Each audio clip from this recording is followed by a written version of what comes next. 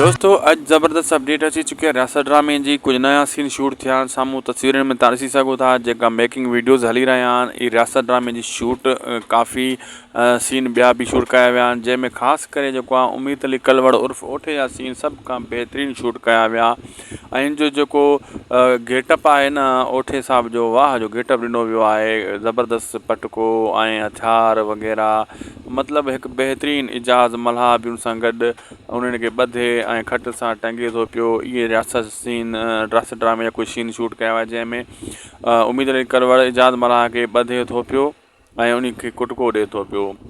होॾां फ़हीम उनजो जेको आहे याया भुट्टो जेको आहे उनजो मतिलबु हिकु दोस्त आहे जेको उन सां गॾु कमु करे रहियो आहे। ड्रामे में ॾेखारियो वियो आहे ऐं सुठा इन ड्रामे में सीन शूट कया विया माशाअल्लाह रियासत जा, ऐं शूट बहितरीनु हली। ऐं हेॾां जेको आहे ही ग्रुप आहे जंहिंमें उम्मीद अली कलवड़, फ़हीम, याया भुट्टो, कुझु ॿिया हिन जा मतिलबु हथियारबंद इहे ॿधे खणी ईंदा आहिनि, इजाज़ मल्हा खे खट सां टंगे छॾींदा आहिनि।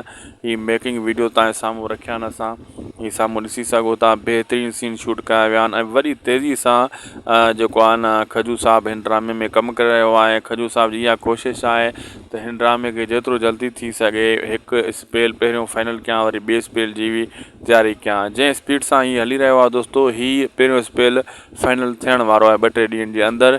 हाणे वरी ॿिए स्पेल जी शूटिंग हलंदी। जी हाँ दोस्तों, ॿिए स्पेल जी पोइ शूटिंग हलंदी, पहिरियों स्पेल फाइनल थियण वारो आहे लॻभॻि।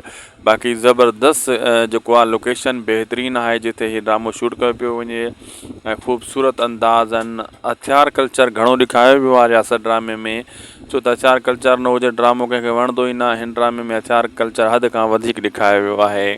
जी हाँ दोस्तों, ऐं इन में बहितरीनु सीन शूट कया विया ऐं सुठा फ़हीम, याया भुट्टो जा सीन शूट कया विया।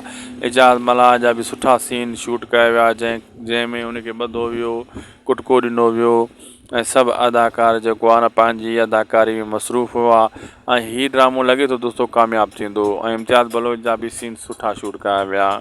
जी हाँ दोस्तों, ज़बरदस्त सीन शूट कया विया।